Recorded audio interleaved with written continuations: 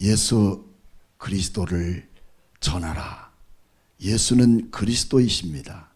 그 그리스도 되심을 전하는 것이 오늘날 교회 사명이라는 것을 기억하면서 이 말씀을 제목 삼아 함께 은혜를 나누고자 합니다. 우리나라는 오래전부터 여러 모든 병원들이 생겨지기 시작했는데, 특별히 서민을 위한 병원들도 있었지만 그렇지 않고 또 고관료들이 들어갈 수 있는 병원들이 있었습니다. 그런 부분들이 해민소 내지는 강혜원 이런 병원들이 있었는데, 1885년 알렌 선교사를 통해서 이 대한민국의 강혜원이 제중원으로 바뀌면서 병원이 생겨지게 되고, 1886년에는 에머스라는 그런 선교사가 알렌 선교사와 함께 들어와서 드디어 16명의 의학도들을 제중원에서 가르치게 됨으로 인해서 그곳이 연세대학 의과대학이 되고, 그 제중원은 세브란스 병원이 된 것입니다.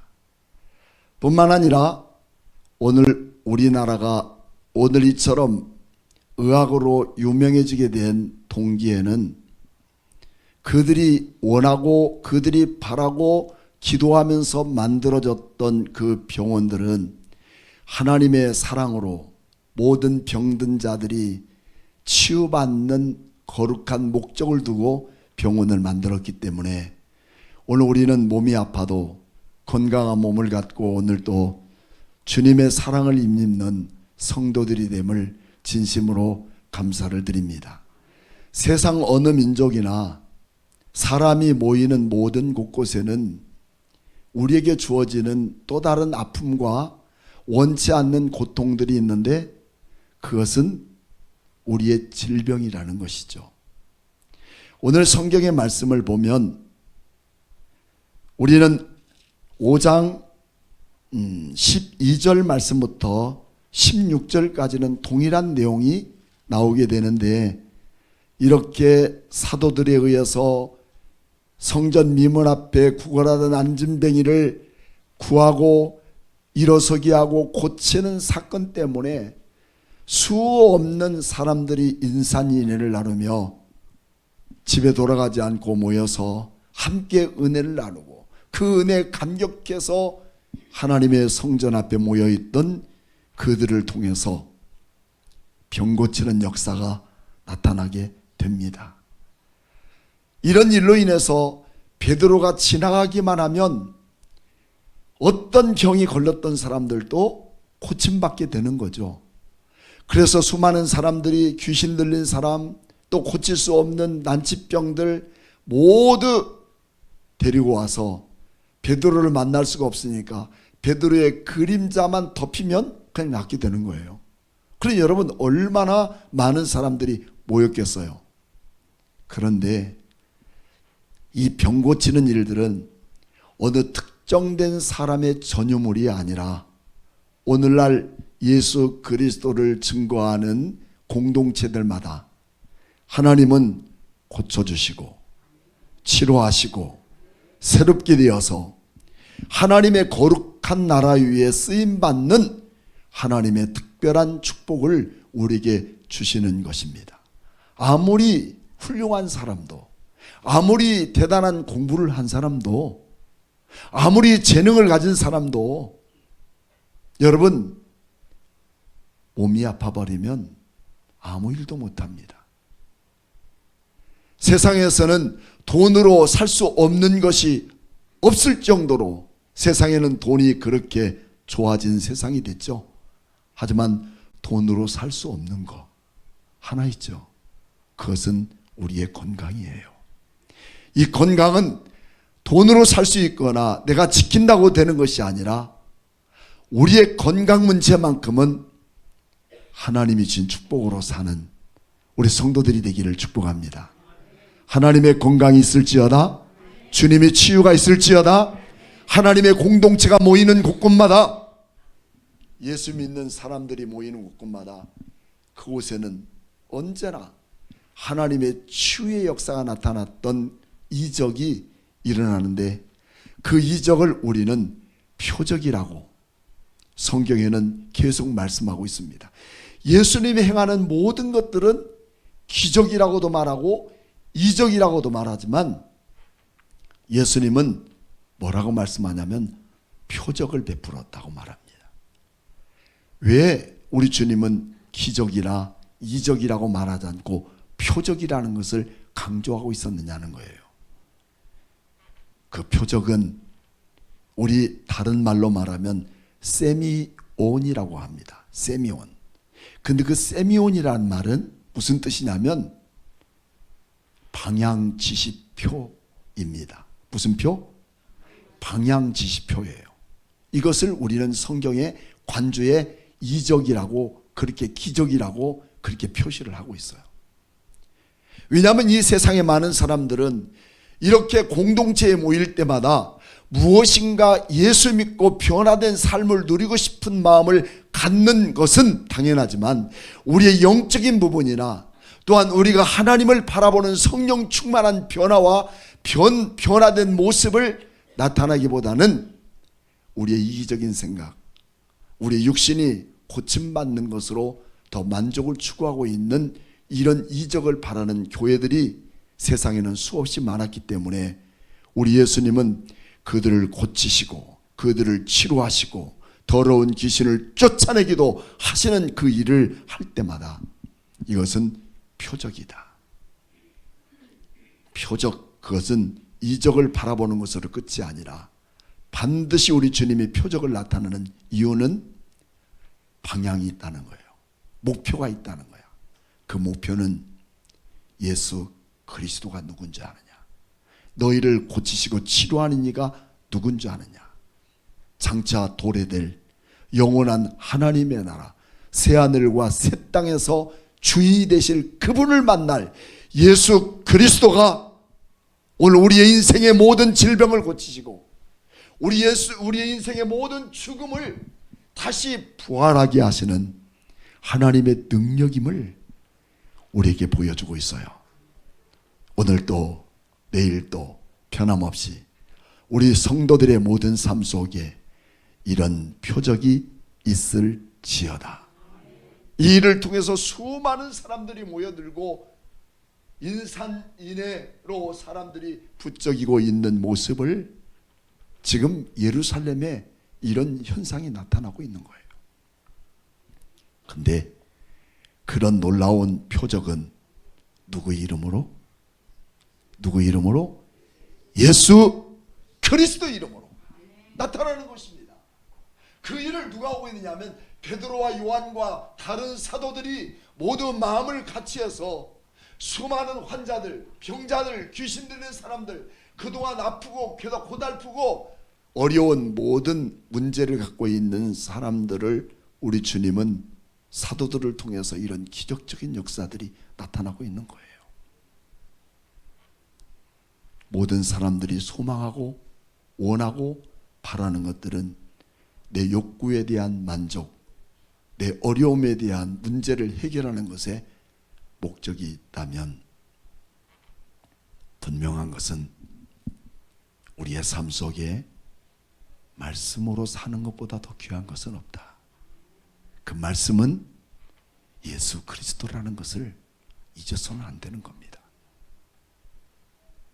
여러분, 우리 교회도 목사님 설교하는 내용을 유튜브로 나가고, 또 우리 동양인은 목사님 설교를 다 타이핑하고, 또 오늘은 노트북이 배터리가 다 되어서 지금 수기로 지금 기록을 하고, 그게 잘 되면 그거를 문자로 또 우리 SNS로 올릴 것입니다.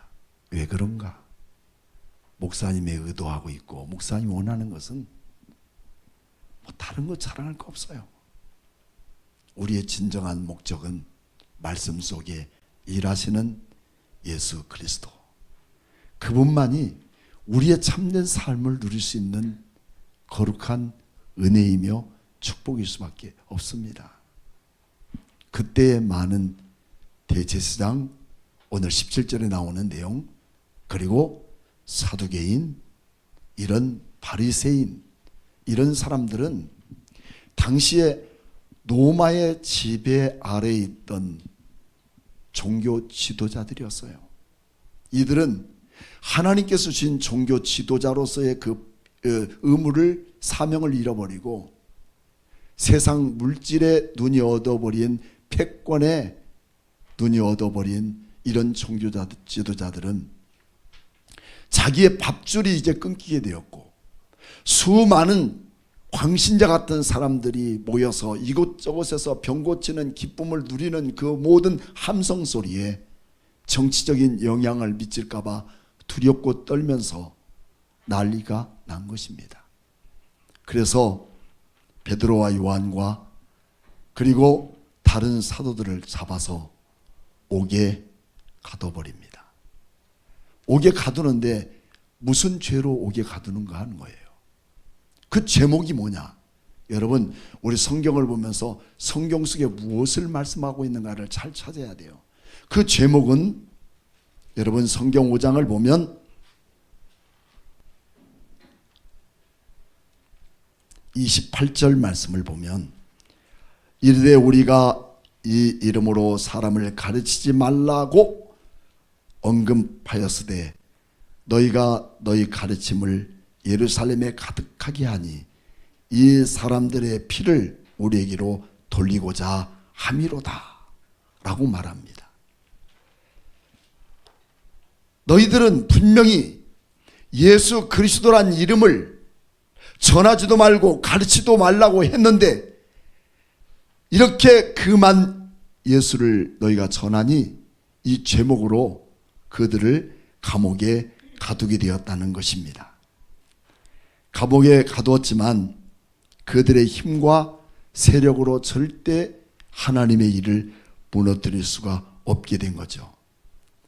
이렇게 세상의 권력과 힘으로 압력을 행사할 때마다 두 부류의 사람이 생겨집니다.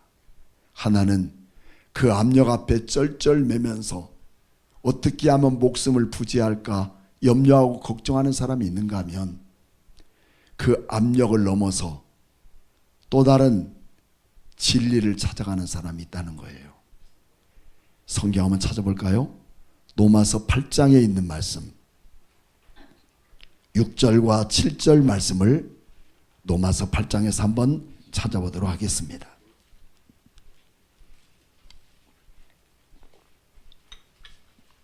자, 찾으셨으면 아멘.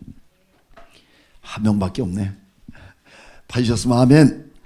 로마서는 사도행전 바로 다음에 따라붙어 있는 게 로마서입니다. 로마서 8장 6절에는 육신의 생각은 사망이요 영의 생각은 생명과 평안이니라. 육신의 생각은 하나님과 원수가 되나니 이는 하나님의 법에 굴복하지 아니할 뿐 아니라 할 수도 없느니라. 이처럼 하나님의 말씀, 예수 그리스도가 증거될 때마다 우리에게는 육신의 생각을 갖고 그 모든 일을 받는 사람들은 어떻게 사느냐는 거예요. 오늘 대제사장, 사두개인, 바리새인 같은 사람은 성경을 너무 잘하는 박사들이에요.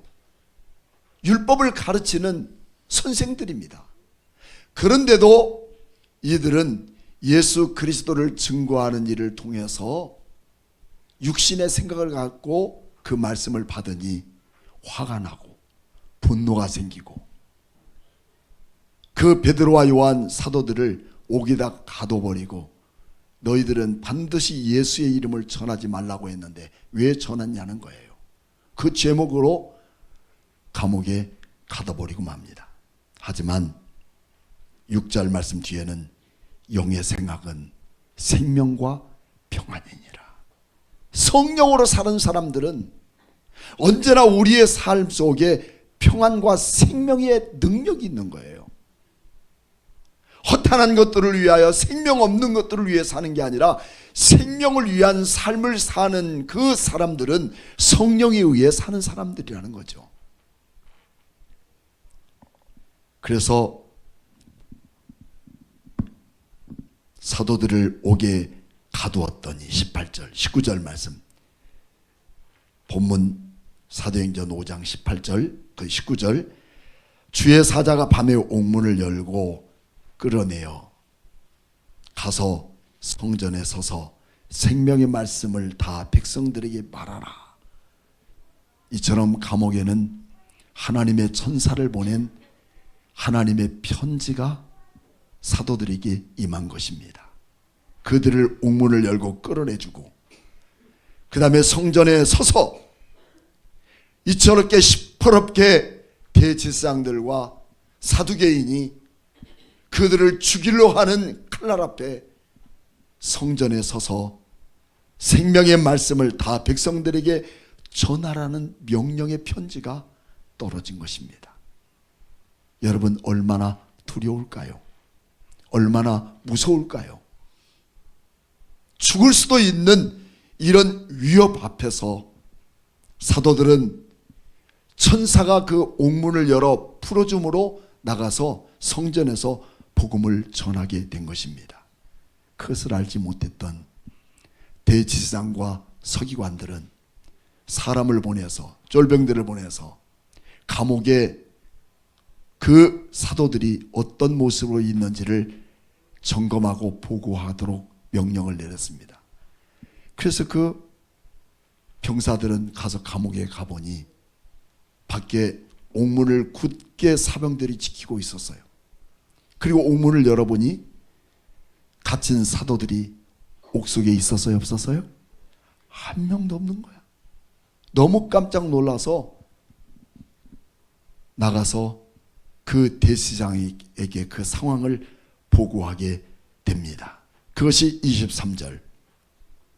이르되 우리가 보니 옥은 든든히 잠기고 지키는 사람들은 문에 있으되 문을 열고 본즉 그 안에는 한 사람도 없더이다.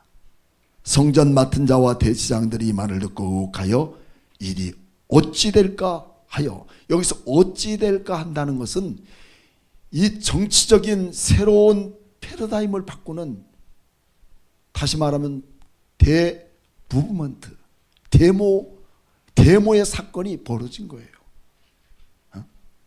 이런 놀라운 일들이 생겨지는 것을 자연적으로 보고만 있을 수 없었던 이들은 너무 놀랬던 겁니다.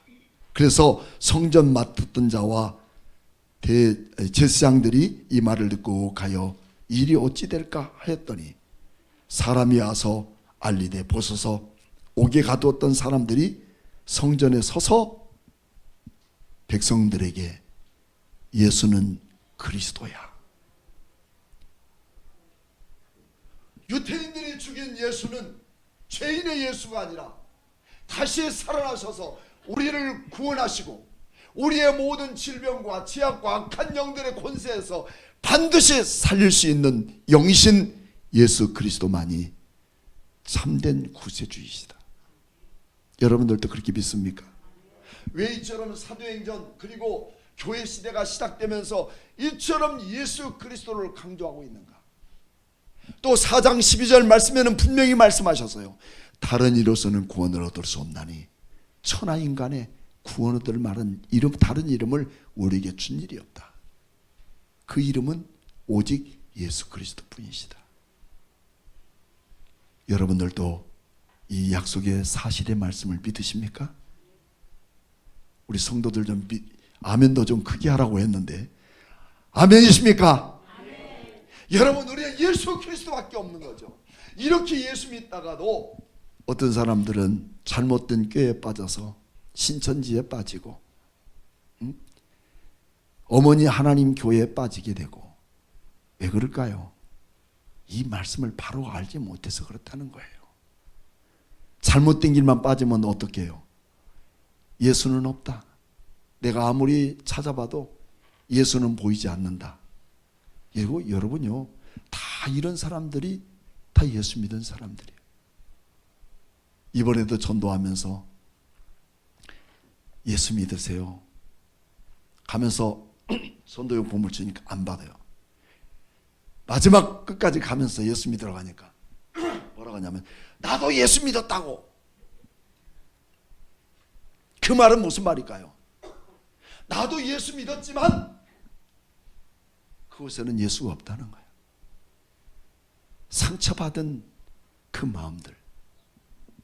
여러분, 과거를 청산하지 않는 미래는 보이지 않아요.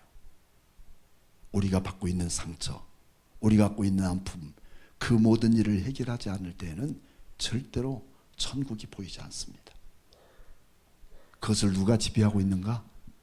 에베소 2장 1절과 2절 말씀. 악한 영들의 권세가 그대로 잡고 있는. 그래서 우리 성도들은 영적 전쟁이라는 걸 반드시 알아야 돼요.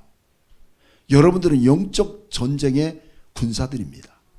그래서 우리는 영적 전쟁에서 이길 수 있는 가장 큰 능력은 예수 그리스도의 무기라는 사실을 오늘 성경에는 초대교회가 시작하기 전에 이렇게 간절히 강조하고 또 강조하고 베드로가 10장 이전까지 이런 말씀을 강조하고 있는 내용이 바로 여기 있는 거예요.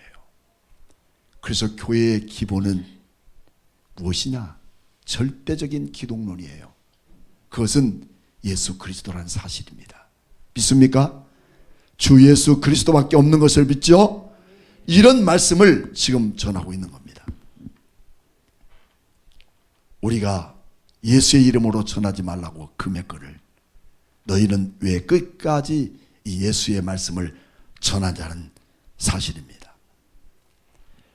일제강점기 때도 일본들은 36년 동안 우리나라를 지배하면서 얼마나 많은 괴로움을 줬습니까? 문화를 빼앗아가 버렸고 언어를 빼앗아갔고 이름을 빼앗아가 버리고 오직 일본이라는 나라를 위해서만 살게 만들었던 우리나라 아니었을까요? 옛날에는 다 이름도 우리 온전한 세 글자 이름이 아니라 다 일본 이름으로 만들었던 거죠. 여러분 요즘 잘 아는 그 하얼빈이라는 그 영화를 보게 되면 안중근 의사가 이토 히로부미를 민족의 이름으로 처단을 하게 되죠. 근데 그분은 굉장히 포악하고 싸나운 사람이 아니라 오래전부터 기독교가 들어오면서 신앙을 가진 훌륭한 사람입니다. 하지만 너희 나라가 이렇게 순수하고 깨끗한 단일 민족인 이 땅에 와서 짓밟는 너희들을 용서할 수 없다는 의미로 처단했을 때 감옥에 갇힌 그에게 바로 두 가지 선물이 옵니다. 그게 어머니에게서 온 편지인데 첫째는 수의 한 벌과 두 번째는 편지 한 장이 옵니다. 그 편지를 읽어보면 내 아들아 나라 민족을 위해서 비굴하고 비겁하게 살려고 하지 마라. 사는 게 아니다. 네가 만약에 비겁하고 비굴하게 살기를 원해서 그들을 타협한다면 너는 내 아들이 아니니라.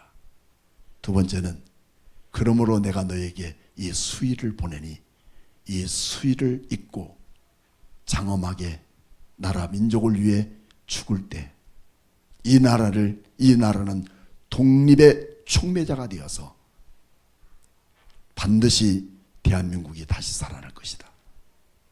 여러분 얼마나 대단한 신앙의 일사각오의 모습입니까?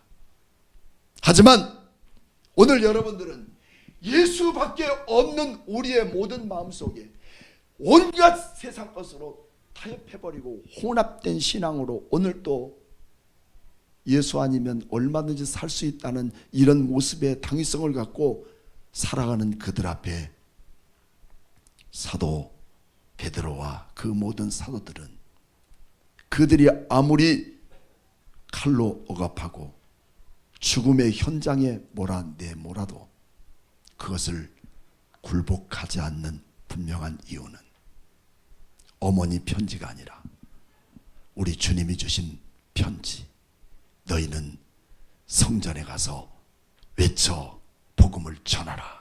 이 말씀입니다. 여러분들도 나가서 전도하지 못하지만 여러분의 삶이 예수의 삶이 되고 여러분들이 예수님의 이름을 나타내고 예수님의 이름을 증거하는 그것만이 여러분이 하는 게 아니라 우리 주님이 하십니다. 우리 주님이 일하십니다. 우리 주님이 새로운 교회 시대를 열어가는 능력이라는 사실을 우리에게 말씀하고 있는 것입니다. 우리의 두려움은 억압이나 또한 강제 힘이 아니라 참된 생명 앞에 비굴하지 않는 사람으로 살아야 된다는 분명한 참된 그리스도인의 일사각오의 정신이 이 땅 위에 참된 그리스도의 계절이 오게 한다는 사실을 말해주고 있습니다. 베드로와 사도들은 예수님을 죽인 재미를 본 대제사장과 그리고 바리새인, 서기관, 사두개인 이런 사람들의 힘에 의해서 감옥에 넣었지만 그들의 제목 28절과 또 뒤에 넘겨보면 40절 말씀, 그들이 옳게 여겨 사도들을 붙들어 채찍질하며 40절 예수의 이름으로 말하는 것을 어쩌라고요? 금하고 놓아주니라 라고 말합니다. 너희들 분명히 내가 놓아주긴 놓아주는데 절대로 예수의 이름을 전하지 말라는 거예요. 여러분, 이렇게 거대한 정치적 세력으로 우리에게 당부한 것을 여러분은 아멘으로 듣겠습니까? 아니면 여전히 예수님을 전할 수 있는 사람이겠습니까? 진정한 우리는 그리스도인이라면 어디를 갔든지 예수는 그리스도라고 증거할 수 있는 분명한 참된 일사각오의 성도들이 될 줄로 믿습니다. 그들 앞에 섰던 사도들을 세워놓고 훌륭한 가말리엘이라는 그런 유대인의 바리새인 한 사람이 대제사장과 사두개인 앞에 서서 잠시 회의의 정회를 하고 이럽니다. 야, 너희들 절대 함부로 하면 안 되겠다. 36절 말합니다. 이전에 드다라는 사람을 너 알고 있느냐? 그는 스스로 선전하며 사람의 400명이나 따르던 그가 죽임을 당하며 이런 말을 쓰고 있어요. 당시에 이 드다라라고 하는 사람은 특수 정예부대인 400명을 거느리고 노마를 대항하다가 그 모든 400명이 노마 군인들 앞에 목베임을 당해서 죽어버린 사건이 있어요. 그 사건을 꺼내면서 이 가말리엘이라고 하는 사람은 나중에 9장에 나오는 사울이라는 사람 알죠? 사울이라는 다시 이름을 개명한 그 이름은 바울이라는 사람의 스승입니다. 이 사람은 너무 지혜로운 율법사입니다. 그렇기 때문에 사도들을 너희 함부로 대하지 말고 한번 생각해봐라. 과거에도 이렇게 400명이 노마에 대항하다가 죽임을 당했지 않느냐. 이렇게 지금 제안하는 모습을 보게 됩니다. 민수기에 보면 고라 일당도 모세의 사촌입니다. 모세는 민족의 지도자이고 또 그의 모든 아론들은 제사장인데 고라는 늘 성전에서 일만 하는 거예요. 그것이 화가 나가지고 모세를 원망하고 모세를 대항하는 그런 엄청난 비극적인 사건을 만들어 갑니다. 그러다가 땅이 갈라져서 사람들이 다 죽게 되고 그 땅에서 올라온 불로 인해서 250명이 불에 구워져 버리는 그런 무서운 하나님의 심판도 있었다는 것을 오늘 가말리엘은 이렇게 말해주고 있는 거예요. 사는 여러분, 우리는 예수 그리스도를 믿음으로 거룩한 경건한 두려움이 우리에게 있기를 축복합니다. 두려움 없이 막 사는 사람들 많아요. 그것을 우리는 앞에 5장 1절부터 아나니아와 삽비라를 통해서 분명히 말씀해 주고 있죠. 이런 두려움이 우리에게 없어서는 안 되는 거예요. 하나님을 믿으면서도 내 마음대로 믿고 내 멋대로 믿고 막 사는 인생, 막 가는 인생, 이건 참 예수 그리스도를 고백할 수 있는 사람이 되지 않는 것입니다. 여러분, 우리는 주님이 보이지 않고 주님은 오늘 내게 말씀하지 않아도 오늘 성경을 통해서 내게 말씀하잖아요. 디다의 400명의 특수부대들이 목배임을 당하는 그 현장을 너희는 알고 있지 않느냐. 그러므로 하나님의 사람을 함부로 대하는 것에 대해 경건한 두려움을 너희는 가져라 하면서 두 가지를 제안합니다. 만약에 이런 일들이, 사도들이 행하는 이런 일들이 인간의 힘으로 하는, 사람의 일로 한다면 반드시 무너지고 말 것이다. 하지만 이 일이 하나님이 하시는 일이라면 절대로 너희는 이길 수가 없다는 결론을 내립니다. 자, 오늘 38절 말씀 봅니다. 이제 내가 너에게 말하노니 이 사람들을 상관하지 말고 버려두어라. 이 사상과 이 소행이 사람으로부터 났으면 어떻게 합니까? 반드시 무너지는 거예요. 여러분, 교회도 마찬가지예요. 사람이 인간적인 생각, 인간적인 방법, 사람의 숫자에 대한 그런 관심 속에 우리는 많은 것들을 누리고 싶은 것에 우리가 교회가 세워진다면 그건 교회가 아닙니다. 진정한 교회는 예수 그리스도의 생명이 있어야 돼요. 생명 있는 교회가 되기를 축복합니다. 생명 있는 교회, 예수 그리스도의 이름으로 생명을 가진 교회만이 살 수 있다는 것을 말씀하고 있는 거죠. 그리고 40절, 39절, 만일 이 일이 하나님께로부터 났으면 너희가 그들을 어떻게 합니까?